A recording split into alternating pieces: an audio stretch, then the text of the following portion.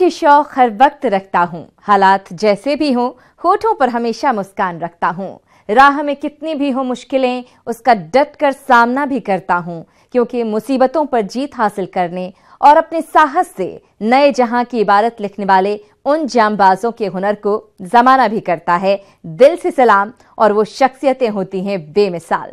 नमस्कार, मैं हूं सिरांधा और आप देख रहे हैं हमारी खास पेशकश बेमिसाल।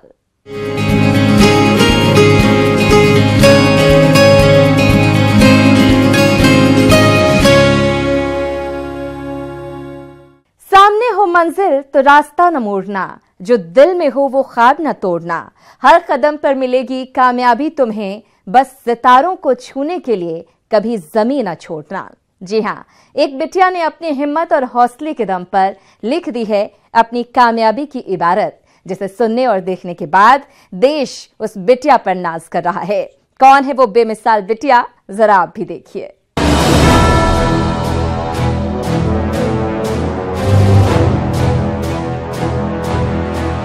बिहार की एक और बेटी ने अपने सूबे के साथ ही देश का नाम रोशन किया है।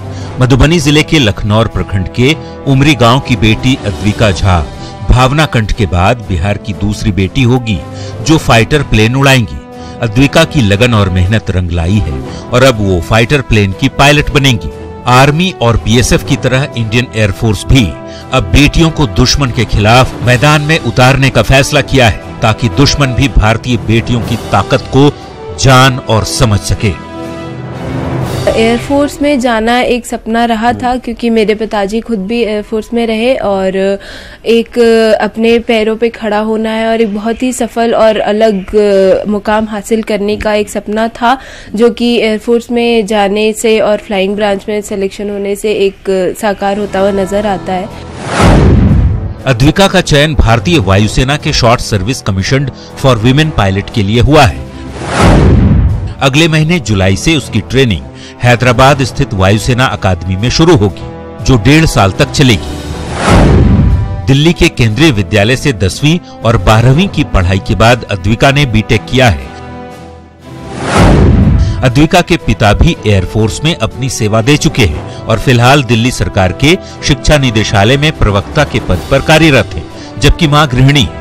फाइटर प्लेन की पायलट बनने से पहले ही अद्विका का उत्साह देखते ही बन रहा है। उसे खुशी है कि वायुसेना के जरिए देश सेवा करने का मौका मिला है। सफलता उन्हीं को मिलती है जो राह में आने वाली कठिनाइयों से अपने राह को आसान कर देती है। कैमरामैन चंद्रदेव के साथ निरंजन सिंह, न्यूज 18 दिल्ली। हजारों मुसीबतें मेरी आदत नहीं बदल सकती, क्या करूं मैं, मेरी आदत में शुमार है लोगों की फिक्र करना। जी हाँ, ये कहानी है 52 बसंत देख चुके उस शख्स की, जिसने अपनी बेमिसाल कोशिश से 53 जिंदगियों को रात के अंधेरे के साथ सुबह का सवेरा देखने का मौका दिया।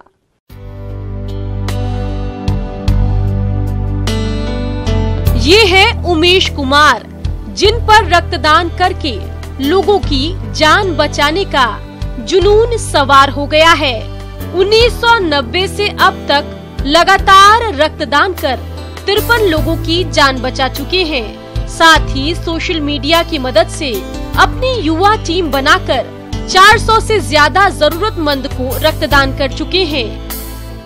देखिए, मेरा उम्र हो गया अभी के समय में 52 साल मेरा उम्र चल रहा है और 53 बार मैं ब्लड दे चुका हूँ, 53 टाइम्स। और लोगों को मैं समझाता हूँ ब्लड देने से कुछ नहीं होता है, ब्लड देने से अपना 4 फायदा होता है। बीपी आपका नॉर्मल रहेगा, हार्ट अटैक कभी नहीं होगी, कैंसर 75% आपको तो दूर होगी, प्लस डायबिटीज होने की खतरा जो है समाप्त होगी। उमेश कुमार की पत्नी और परिवार इनके ब्लड डोनेशन की आदत पर गर्व भी करता है और उनकी सेहत के लिए परेशान भी रहता है।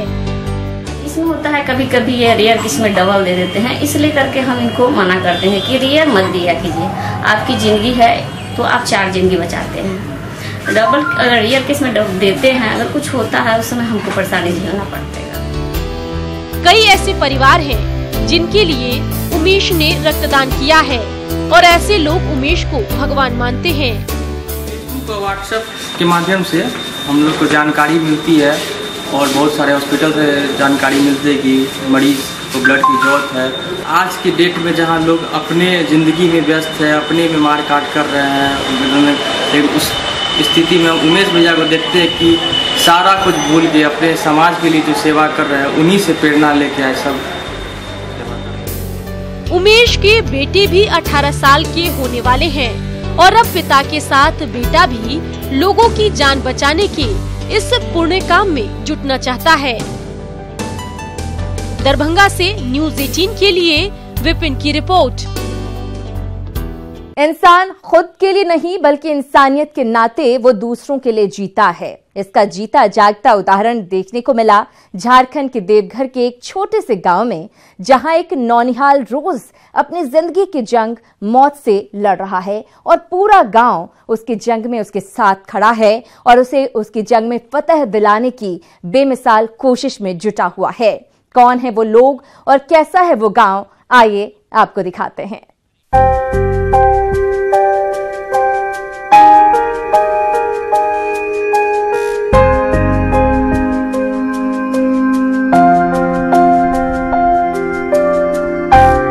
मुस्लिम बहुल केचुआबान गांव ने इंसानियत को नई राह दिखाई है। गांव वालों ने मजहबी दीवारें लांघकर लाइलाज थैलेसीमिया पीड़ित बालक अजीत दास को जिंदा रखने का बीड़ा उठाया है।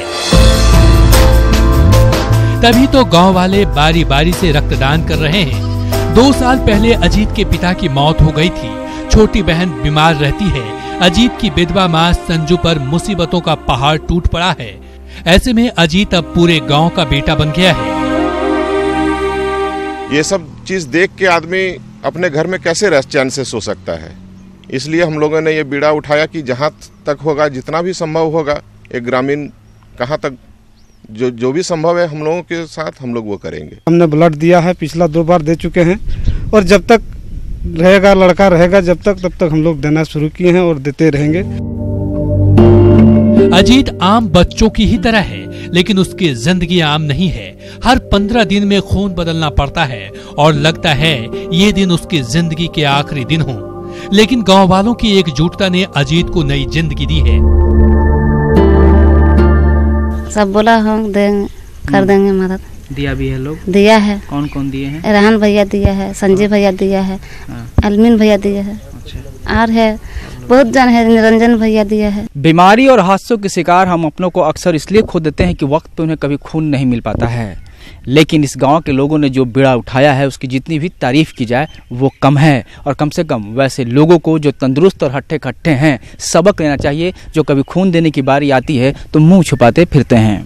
कैमरा पर्सन केडी के साथ मैं मनीष राज, न्यूज़ 18 देवघर सारठ। कहते हैं खुद पर विश्वास करने वाले कभी जीवन में असफल नहीं होते। उनके सामने तमाम मुसीबतें भी आती हैं और वो डट कर उनका सामना भी करते हैं, लेकिन अपनी मंजिल को पाने की ललक दिल में लिए वो अपने मुकम्मल जहां की तरफ आगे बढ़ते रहते हैं और अपने बेमिसाल हुनर और हौसले से अपनी तकदीर की इबारत लिख देते हैं। कौन है वो बेमिसाल शख्सियत, जरा आप भी देखिए।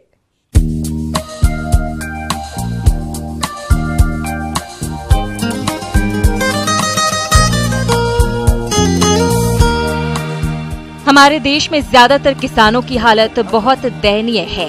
अक्सर किसान आर्थिक हालातों के आगे मजबूर होकर आत्महत्या तक कर ले रहे हैं। लेकिन इन सब से अलग समाज में कुछ किसान ऐसे भी हैं जो अपनी मेहनत और जज्बे के बल पर सफलता के एक मुकाम तक पहुंच चुके हैं। ऐसे ही एक किसान उत्तर प्रदेश के बाराबंकी जिले में हैं, जिन्होंने अपनी सोच और काबिलियत के बल पर अपनी अलग पहचान बनाई। हाई स्कूल फेल होते हुए भी ये किसान खेती के माध्यम से करोड़पति बने और अपनी खेती से आज औरों को नई दिशा दिखा रहे हैं। हम बात कर रहे हैं बाराबंकी जिले के दौलतपुर गांव के रामशरण वर्मा की। रामशरण वर्मा एक गरीब किसान के घर पैदा हुए, लेकिन आज जिले में ही नहीं बल्कि देश भर में अपने नाम और काम से पहचाने जाते हैं। या यूं कहें कि रामशरण वर्मा आज किसानों की शान बन चुके हैं। रामशरण वर्मा के खेतों में अक्सर देश विदेश से कृषि वैज्ञानिक और किसान आते रहते हैं। वो यहाँ रामशरण वर्मा से उनकी खेती करने की तकनीक और तरीका सीखते हैं। हम प्रकृति के पास रह रहे हैं। हमारे खेत पर हजारों किसान हमारी खेती देखने के लिए प्रतिवर्ष आते हैं, तो उनको अपनी खेती हम सिखाते हैं, उनसे सीखते भी हैं। उनसे हमको एक एनर्जी मिलती है खेती करने के लिए, हम कैसे और खेती करें। रामशरण वर्मा टिश्यू कल्चर पद्धति से केले की खेती करते हैं और आज केले की पैदावार में रामशरण वर्मा सबसे आगे निकल चुके हैं। रामशरण वर्मा 1 एकड़ केले की फसल में 2.5 से 3.5 लाख तक फायदा उठाते हैं। इसके अलावा रामशरण वर्मा अपने खेतों में टमाटर और आलू की खेती भी करवाते हैं। हमारे आसपास में हमको देख करके, पहले हम अकेले थे 1990 में, धीरे धीरे करके हमारी खेती में फ़ायदा होते गया। तो जो हमारे यहाँ काम करने वाले थे वो जुड़ते गए, फिर आसपास के लोग जुड़ते गए। आज आप समझिए कि 40 जिले के किसान, करीब 50,000 किसान उत्तर प्रदेश के हमारी खेती से जुड़े हैं। और वो किसान जुड़े हैं जिनके पास 1,000 रुपया नहीं था, आज उनके पास 10,000 रुपया हमारी खेती की तकनीक से उन्होंने लाभ कमाया है। रामशरण वर्मा की इसी मेहनत का नतीजा है कि उन्हें साल 2007 और 2010 में राष्ट्रीय कृषि पुरस्कार से नवाजा जा चुका है। राष्ट्रीय कृषि पुरस्कार को देश के सबसे बड़े कृषि सम्मान के रूप में जाना जाता है। इसके साथ ही साल 2014 में रामशरण वर्मा को बागवानी के लिए राष्ट्रीय पुरस्कार से सम्मानित किया गया। आपको बता दें कि रामशरण वर्मा को कई प्रदेशों के मुख्यमंत्री और राज्यपाल सम्मानित कर चुके हैं। साल 2012 में पूर्व राष्ट्रपति स्वर्गीय एपीजे अब्दुल कलाम ने तो रामशरण वर्मा को खेती का जादूगर होने का खिताब देते हुए सम्मानित किया था। नीचे तब के लोग जो हमारे कृषि मजदूर हैं उनको लाभ मिला, उनको अच्छी मजदूरी मिली। यहाँ पर बहुत बड़ा रोजगार है। आप समझिए कि अकेले हम 15 से 20 हजार लोगों को साल में रोजगार देते हैं।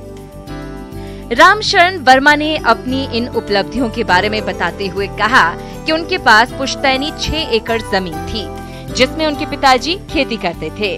उन्होंने बताया कि उनकी सफलता का राज उनके द्वारा खेतों पर रहकर पेड़ पौधों से सुख दुख की बातें करना है। साल 1986 से अब तक वो 6 एकड़ जमीन से 150 एकड़ पर खेती कर रहे हैं। उनका कहना है कि खेती में मेहनत बहुत जरूरी है।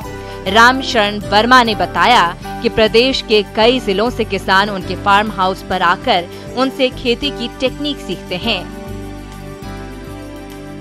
रामशरण वर्मा ने दशकों से केवल अपनी खेती ही नहीं बल्कि पूरे गांव की खेती की तस्वीर बदल दी। आज गांव में उनके अलावा सैकड़ों किसान केले की खेती कर अच्छा मुनाफा कमा रहे हैं। रामशरण अपनी जिंदगी में खेती के माध्यम से सब कुछ हासिल कर चुके हैं। खेती से अच्छा मुनाफा कमाकर वो आज लोगों के लिए मिसाल बन चुके हैं। उनके गांव के अलावा दूर दूर से लोग आते हैं और रामशरण वर्मा से खेती के गुर सीखकर आज खेती से अच्छा मुनाफा कमा रहे हैं। रामशरण वर्मा आज एक वीआईपी की तरह लग्जरी जीवन भी जी रहे हैं और मौका पड़ने पर खेत में मजदूरों के साथ घंटों खेत में जुटकर पसीना भी बहाते हैं। गांव में ही रामशरण वर्मा अपने 2 मंजिला फार्म हाउस में रहते हैं। हम एक किसान भाइयों को ये संदेश देना चाहेंगे कि किसान भाई हमारे फसल चक्र से खेती करेंगे, मेहनत से खेती करेंगे, समय से खेती करेंगे तो खेती कभी भी घाटे का सौदा नहीं रहा है। रामशरण वर्मा कहते हैं कि आज सबसे बड़ी समस्या खेती के लिए मजदूरों की है, क्योंकि गांव से हर साल बड़ी संख्या में लोग शहर की तरफ जा रहे हैं, जिससे गांव में बड़ी समस्या उत्पन्न हो रही है।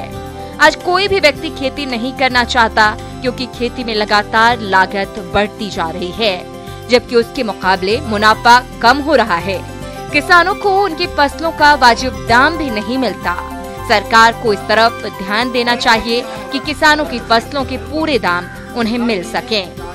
बेमिसाल के लिए बाराबंकी से अनिरुद्ध शुक्ला के साथ ब्यूरो रिपोर्ट, न्यूज़ 18 टीम। उम्मीदों की कश्ती को डुबोया नहीं करते, मंजिल दूर हो तो थक कर रोया नहीं करते। रखते हैं जो दिल में उम्मीद कुछ पाने की, वो लोग जिंदगी में कुछ खोया नहीं करते। जी हाँ, आपकी मेहनत और लगन की बदौलत आपकी हर छोटी कोशिश को बुलंदी का जहां मिले और आपकी कोशिश बन जाए जमाने के लिए बेमिसाल। इसी दुआ के साथ इस खास प्रोग्राम में आज के लिए इतना ही। मुझे और मेरी पूरी टीम को दीजिए इजाजत। नमस्कार।